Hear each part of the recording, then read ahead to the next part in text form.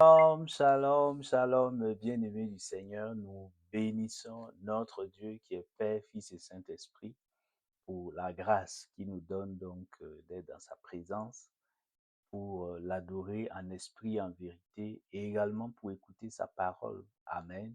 Je prie dans le nom de Jésus que le Seigneur nous fasse grâce afin que nous puissions comprendre sa parole, que nous puissions recevoir sa parole, que nous puissions donc mettre en pratique ce qu'il va nous enseigner au nom de Jésus. Amen. Alléluia. Donc, c'est une grande joie de se retrouver pour encore partager la parole de Dieu. Amen. En ce dimanche-là, tu comprends, mon frère, ma soeur. Donc, et le thème, donc, porte sur la gloire de Dieu et le Seigneur, Saint-Esprit, dans sa grâce, nous enseigne progressivement afin que nous puissions comprendre. Alléluia. Le dimanche passé, le Seigneur, donc, a attiré notre attention sur le fait que sur la question de savoir si nous recherchons la gloire de Dieu ou la gloire des hommes. Amen. Donc, mon frère, ma soeur, si tu n'as pas encore écouté ce message-là, je t'invite donc à le réécouter donc sur la plateforme et je suis certain que par la grâce de Dieu, tu seras édifié et cela t'aidera donc dans ta marche avec notre Seigneur Jésus-Christ. Amen. Et ce dimanche-là, nous continuons par la grâce de Dieu. Donc, le thème, il est intitulé la gloire des enfants de Dieu. Alléluia. La gloire des enfants de Dieu. Tel est le thème donc du message que le Seigneur nous veut nous donner en ce dimanche-là. Alléluia. Et donc, nous allons nous appuyer sur Romains chapitre 8, versets 20 à 21. Mon frère, ma soeur, Romains chapitre 8, versets 20 à 21. Alors, qu'est-ce qu'il dit donc dans ce passage-là? Il dit, car la création a été soumise à la vanité, non de son gré, mais à cause de celui qui l'y a soumise, avec une espérance. Cette même création sera libérée de la servitude de la corruption pour avoir part à la liberté glorieuse des enfants de Dieu. Amen. Ça, c'est second Louis 21, dans la version Louis second simplement. Il dit pour avoir part à la gloire de la liberté des enfants de Dieu. Amen.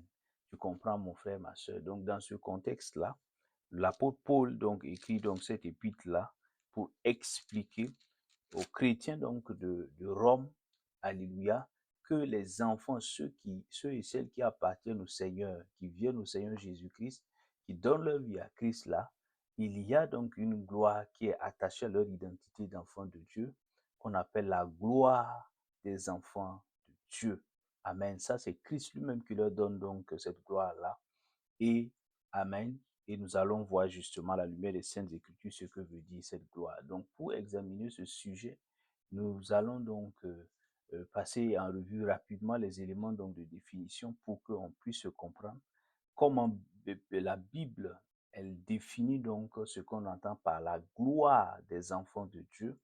Et en deuxième point, nous verrons justement les implications qui en découlent une fois que nous connaissons, une fois que nous sommes conscients de la gloire, alléluia, que nous connaissons la gloire des enfants de Dieu, quelles sont les implications dans notre vie en tant qu'enfant de Dieu. Amen. À la lumière des Saintes Écritures, bien évidemment, mon frère, ma soeur.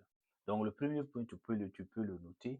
Quelles sont les significations possibles, les significations bibliques possibles de l'expression la gloire des enfants de Dieu? Quelles sont les significations bibliques possibles de l'expression la gloire des enfants de Dieu? Alors, quand on regarde un peu,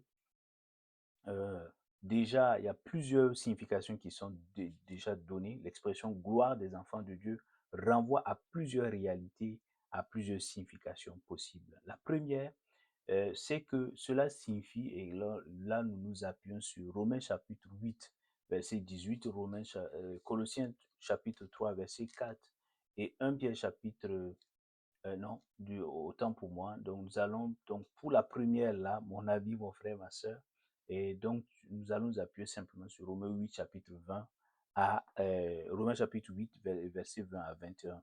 Donc, le verset de base pour mieux comprendre ce que l'apôtre Paul voulait dire.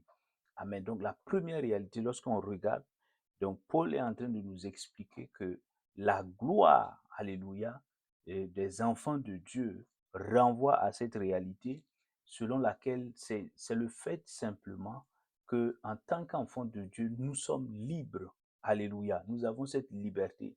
Mais la liberté de quoi? Nous sommes libres de quoi? Paul le dit, il dit, le monde est sous donc le monde donc est sous la servitude de la corruption, mais elle désire donc justement avoir part, et le monde désire donc avoir part à la gloire de la liberté des enfants de Dieu. Donc les enfants de Dieu ont une certaine gloire, mais cette gloire, alléluia, amen, et il dit la gloire de la liberté. Donc ils sont libres. Alléluia. Tous ceux qui sont enfants de Dieu sont libres. Mais libres de quoi? On a-t-on envie de poser comme question? On est libre et la Bible nous l'explique. Alléluia. Par l'œuvre achevée de Christ à la croix, par le sacrifice de Christ à la croix, nous sommes libres du péché. Alléluia. Le péché originel d'Adam et Ève. Et nous sommes libres par conséquent de la mort éternelle, de la séparation avec Dieu. Donc, Jésus-Christ est venu s'offrir lui-même à la croix, alléluia, pour nous, alléluia, pour nous sortir de l'esclavage, du joug du péché et du joug de la mort éternelle. Alléluia. Et ça, c'est une excellente nouvelle. Nous ne sommes plus condamnés. Donc, donc, les enfants de Dieu jouissent de cette gloire-là, de ce privilège, hein, ai-je envie de dire, le privilège d'être libéré. Alléluia, du péché et de la mort. Ces deux fléaux-là, la mort éternelle ici, ce n'est pas la mort physique, c'est la séparation éternelle avec le Seigneur. Est-ce que tu comprends? Et le privilège donc, et c'est ça la gloire ici de la liberté donc des enfants de Dieu, c'est que lorsque on vient à Christ, amen, par la grâce de Dieu, ce qui se passe, c'est que nous recevons, alléluia, automatiquement, nous sommes libérés du joug donc du péché et de la mort éternelle. Est-ce que tu comprends, mon frère, ma soeur? Et nous recevons par conséquent la vie éternelle en Jésus-Christ de Nazareth. Et c'est cela également qui est notre gloire. C'est cela également qui est notre privilège. Amen. Tu comprends, mon frère, ma soeur. Et c'est ça que l'apôtre Paul est en train d'expliquer dans Romains 8. Il dit, mais le monde lui-même soupire. Il dit, il attend la révélation avec un ardent désir, la révélation des fils de Dieu. Et le monde, donc, alléluia, a cette espérance-là. Le monde, donc, veut être libéré du mal, du péché. Est-ce que tu comprends? Et même de la mort. Donc, et pour avoir part, tu vois. Donc les gens qui sont dans le monde, et cela nous interpelle parce que souvent nous sommes enfants de Dieu et nous admirons les gens du monde, nous les convoitons même, nous avons des envies, nous leur portons envie. Non, ça doit être au contraire les gens du monde qui doivent nous envier. Alléluia, parce que nous avons tout. Nous avons la liberté en Christ. Les gens qui sont dans le monde sont encore esclaves du péché, sont encore esclaves d'un certain nombre de choses. Alléluia. Mais Christ, par sa grâce, parce que nous lui appartenons, nous a libérés donc, alléluia, de toujours. Est-ce que tu comprends, mon frère, ma soeur? Et nous devons donc nous rendre compte de cette richesse que nous avons, de la gloire, alléluia, de la liberté des enfants de Dieu. Amen. Deuxième réalité, et justement, ça renvoie au verset que j'avais cité, Romains 8, 18, Colossiens 3, 14, 1 Pierre 5, verset donc 4. Et c'est une suite logique de ce que je viens de dire. Lisons Romains 8, 18. Que dit l'apôtre Paul? Il dit, j'estime qu'il n'y a pas de commune mesure entre les souffrances du temps présent et la gloire à venir qui sera révélée pour nous. Tu entends, mon frère, ma soeur? Paul dit, mais alléluia, c'est vrai que nous souffrons. Sur cette terre, il y a un certain nombre d'afflictions, de douleurs, mais Paul dit, il y a une gloire qui sera révélée pour les enfants de Dieu. Alléluia. Et qui sera tellement riche, tellement grande. On ne peut pas comparer, alléluia, on ne peut pas comparer cette gloire-là aux richesses de ce monde, ou même lorsqu'on regarde, alléluia, le fait d'avoir subi un certain nombre de douleurs, d'afflictions, de souffrances sur cette terre-là, alléluia, fait que lorsque nous serons dans cette gloire, nous oublierons donc ces souffrances que nous avons eues sur cette terre, parce que cette gloire est tellement, elle est tellement grande, cette gloire est tellement riche, alléluia, tu comprends?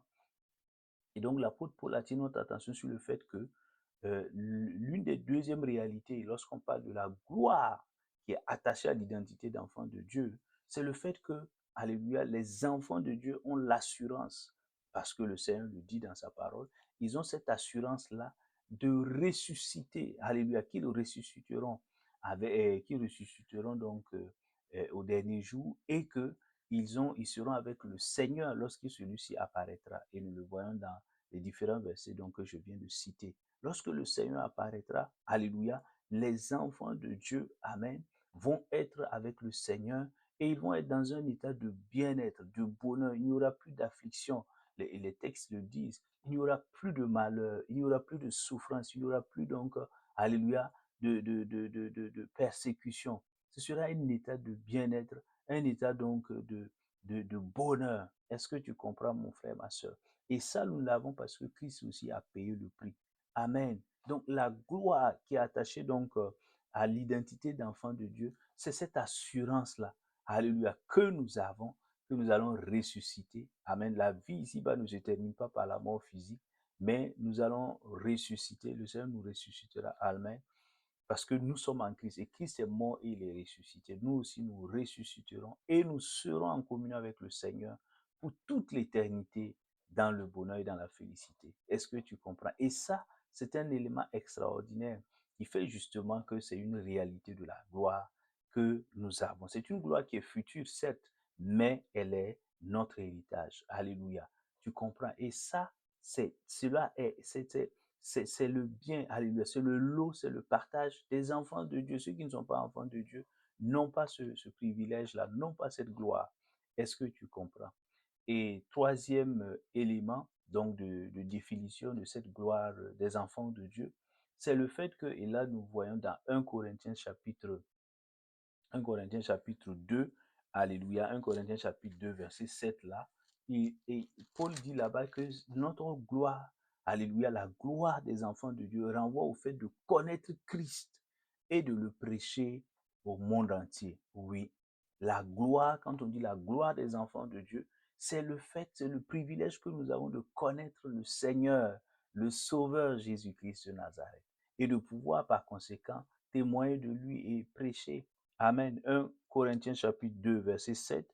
Qu'est-ce qu'il dit? Paul dit, nous prêchons la sagesse de Dieu, mystérieuse et cachée, que Dieu avait prédestinée avant les siècles pour notre gloire. Tu entends, mon frère, ma soeur? Nous prêchons la sagesse de Dieu. Mystérieux, qui est la sagesse de Dieu ici? C'est Christ. Alléluia. Tu comprends? Et que Dieu avait prédestiné avant les siècles pour notre gloire. Donc, notre gloire, c'était de pouvoir connaître, c'était d'avoir la révélation, alléluia, de cette sagesse-là qui est Christ. Est-ce que tu comprends? Donc, c'était de connaître le Sauveur et Seigneur Jésus-Christ et de pouvoir le prêcher. Tu comprends, mon frère, ma soeur? Et c'est une grande bénédiction, c'est une gloire, alléluia. Donc, la gloire des enfants de Dieu, la gloire donc cette gloire-là n'est pas attachée à des biens matériels, le fait d'avoir une villa, une moto, une voiture, etc. Non, c'est bien c'est une bonne chose d'avoir les biens matériels. Mais la gloire, alléluia, et Paul nous l'explique à travers ce verset, la gloire qui est attachée à l'identité des enfants de Dieu, c'est le fait donc de connaître le Seigneur, le Sauveur Jésus-Christ et de pouvoir donc l'annoncer au monde entier. Est-ce que tu comprends? Et Paul continue en nous expliquant justement dans 2 Corinthiens chapitre 1, mon frère, ma soeur, 2 Corinthiens chapitre 1, verset 12 là, alléluia, il nous explique également que la gloire des enfants de Dieu, c'est le fait pour les enfants de Dieu de se conduire ici-bas, dans ce monde-là, que ce soit envers les croyants, les non-croyants, c'est le fait de se conduire avec pureté, avec sainteté, d'avoir une conduite, alléluia, une conduite donc qui reflète Christ, une conduite donc qui, alléluia, qui manifeste Christ. Est-ce que tu comprends? Et nous le voyons, nous lisons 2 Corinthiens chapitre 1, verset 12. Qu'est-ce qu'il dit? Il dit, car notre sujet de gloire, alléluia, c'est le témoignage de notre conscience, que nous nous sommes conduits dans le monde, et surtout à votre égard, avec une sainteté et une sincérité qui viennent de Dieu, tu entends? Non pas avec une sagesse charnelle, mais avec la grâce de Dieu. Alléluia. Donc tu entends, Paul dit notre sujet de gloire. Amen. Notre sujet de gloire. Donc, ce qui fait notre gloire ici, c'est quoi? C'est le fait que notre conscience témoigne que nous nous sommes conduits de manière exemplaire, comme Christ se serait conduit. Alléluia. Envers tout le monde, que ce soit envers les frères et sœurs en Christ dans la foi, mais que ce soit également envers les non-croyants, nous nous sommes conduits d'une manière, nous avons eu une conduite empreinte donc de sincérité, de pureté, de sainteté. Alléluia, d'honnêteté, d'intégrité. Amen, etc. Tu comprends? Donc, le fait, la gloire des enfants de Dieu, c'est le fait également que ces enfants, alléluia, les enfants de Dieu, puissent manifester en fait le caractère de Christ, qu'ils puissent manifester, avoir une conduite, un comportement, une attitude qui reflète le Seigneur. Est-ce que tu comprends, mon frère, ma soeur? Et enfin, pour terminer, lorsque la Bible parle de la gloire des enfants de Dieu, nous le voyons dans 1 Thessaloniciens, chapitre 2 là, verset 20, alléluia, 1 Thessaloniciens chapitre 2, verset 20, qu'est-ce qu'il dit? C'est Paul qui parle donc aux chrétiens de Thessalonique, il dit, vous êtes notre gloire et notre joie. Alléluia. Qu'est-ce que Paul veut dire par là? Ah, Paul, est-ce que tu prends donc, alléluia, les autres donc pour en faire des éléments de gloire? Il dit non, vous êtes, en parlant donc des chrétiens de Thessalonique, vous êtes notre gloire et notre joie. Ah, qu'est-ce que Paul voulait dire par là? Il faut remonter vers 1 Thessaloniciens chapitre 1, verset 3 et verset 6 à 7 également. Il dit, pour mieux comprendre, il dit, nous nous souvenons sans cesse devant Dieu notre Père de l'œuvre de votre foi, du travail de votre amour, de la fermeté de votre espérance en notre Seigneur Jésus-Christ. Verset 6 à 7, il dit, vous êtes devenus nos imitateurs et ceux du Seigneur en recevant la parole au milieu de beaucoup de tribulations avec la joie de l'Esprit Saint. Ainsi, vous êtes devenus un modèle pour tous les croyants en Macédoine et en Achaïe. Tu entends, mon frère, ma soeur? Ici, l'apôtre Paul donc dit, en fait, la gloire, alléluia, des enfants de Dieu, lorsqu'il parlait donc au sujet donc des Thessaloniciens, c'est le fait qu'un enfant de Dieu, alléluia, ou que des enfants de Dieu voient d'autres frères et sœurs en Christ là, alléluia, imiter le Seigneur, être enraciné dans le Seigneur, avoir la maturité spirituelle, être attaché au Seigneur et marcher selon les voies du Seigneur. C'est une gloire. Alléluia. La gloire des enfants qui est attachée à l'identité donc des enfants de Dieu, c'est le fait de voir, alléluia, les frères et les sœurs en Christ là marcher d'une manière agréable au Seigneur. Amen. Peu importe les saisons, que ce soit des saisons difficiles, des saisons favorables, etc. Tu comprends, mon frère, ma soeur.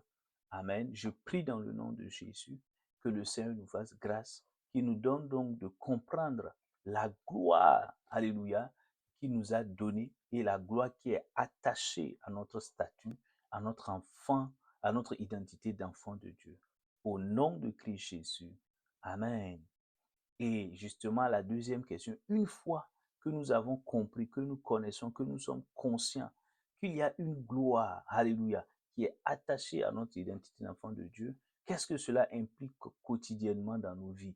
Amen, cela a des implications. Et la Bible donc en parle. La gloire qui est réservée aux enfants de Dieu là, cela donc, cette gloire justement les engage à certaines choses. Et nous allons voir donc ces éléments-là à la lumière de la parole de Dieu. Première chose, première implication, une fois que tu es conscient, conscient, mon frère, ma soeur, de la gloire, alléluia, qui t'est réservée en tant qu'enfant de Dieu, que dois-tu faire? Que dois-je faire? C'est que toi et moi, nous devons marcher quotidiennement dans l'action de grâce. L'action de grâce doit devenir donc notre mode, notre style de vie. Amen. Peu importe les saisons, qu'elles soient favorables ou non, qu'elles soient donc des saisons faciles ou difficiles, nous devons toujours rendre grâce à Dieu. Et c'est ce qu'il dit dans 1 Thessaloniciens 5, 18. Il dit, rendez toujours grâce à Dieu en toutes circonstances, en toutes circonstances. Amen. Ça peut être des circonstances douloureuses, des circonstances difficiles. Nous devons rendre grâce à Dieu. Dis, Seigneur, je te rends grâce, c'est difficile. Seigneur, c'est pénible, c'est douloureux, mais je te rends grâce. Alléluia, car tu fais toujours concourir les choses à mon bien. Amen. Donc, tu comprends. Donc, cela nous engage parce que nous avons, alléluia, nous sommes libres.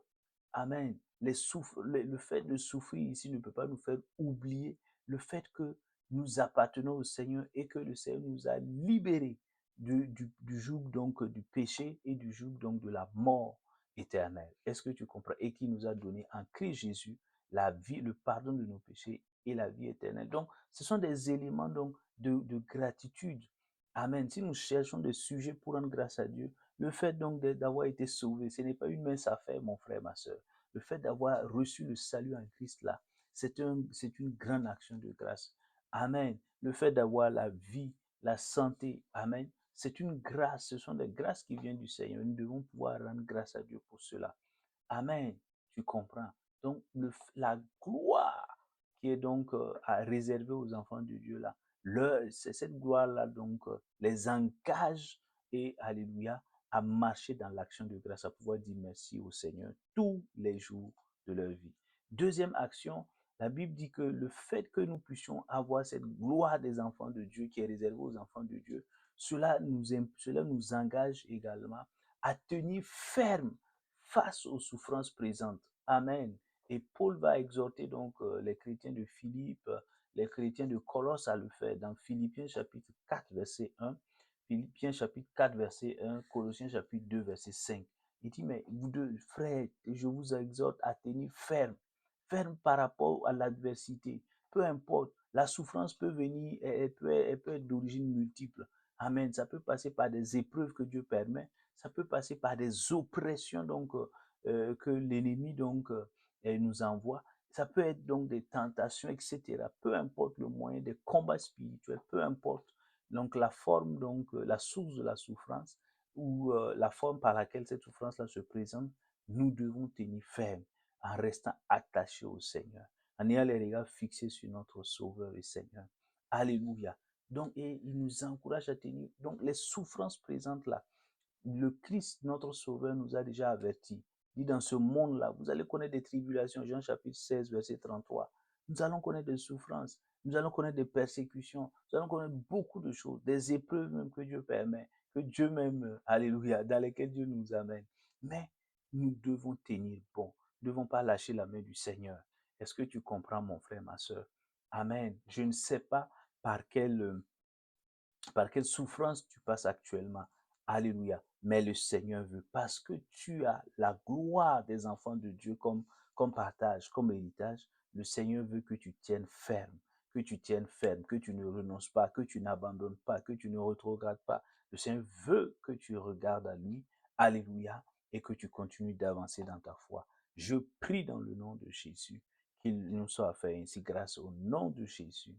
Amen. Troisième implication, le fait donc d'avoir, de connaître la gloire ou oui, de connaître la gloire des enfants de Dieu, de savoir que cela est notre partage, cela nous engage à veiller sur notre conduite, sur notre comportement, sur notre caractère au quotidien, afin de refléter Christ. Amen. Il dit, notre gloire, c'est de pouvoir manifester Christ. Amen. Donc nous devons veiller sur notre caractère. C'est notre caractère. Les gens nous lisent comme la Bible dit que nous sommes comme des lettres que les gens lisent. Et ils nous lisent à travers notre comportement, notre attitude, nos paroles, nos gestes, alléluia, nos silences, etc. Donc, nous devons faire beaucoup attention, être vigilants, mon frère, ma soeur, afin de manifester le fruit de l'esprit, l'amour, la paix, la douceur, la joie, la bonté, la bienveillance, la patience, la maîtrise de soi, la fidélité. Tu comprends? Amen. Ces choses qui étaient en Christ là, ces qualités-là, ces vertus-là, nous devons les manifester. C'est ça qui fait également notre gloire. Est-ce que tu comprends? La gloire qui est réservée aux enfants de Dieu. Donc, une fois que nous savons que cela est notre partage, nous devons veiller, travailler, laisser le Seigneur travailler en nous, de sorte que nous puissions manifester ces vertus-là, ces éléments donc du fruit de l'esprit. Est-ce que tu comprends? Galates chapitre 5, verset 22. Il est extrêmement important. Nous ne pouvons pas dire que oui, nous avons la gloire de Dieu. Et lorsqu'on regarde donc comment notre conduite, c'est l'hypocrisie, c'est la méchanceté, c'est la haine, c'est l'amertume, c'est l'aigreur, c'est la colère.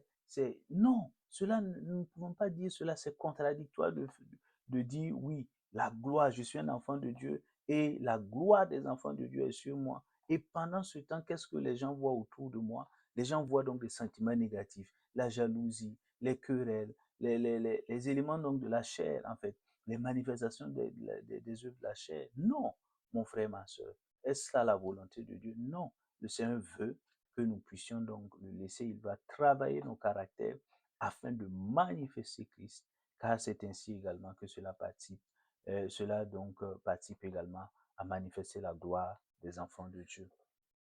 Et nous, quatrième élément, quatrième engagement, quatrième implication, une fois que nous connaissons la gloire, donc qui est réservée, qui est attachée donc à la qualité ou à l'identité des enfants de Dieu, amen, cela nous engage donc à prier, à intercéder pour les frères et sœurs en Christ qui luttent dans leur marche avec le Seigneur.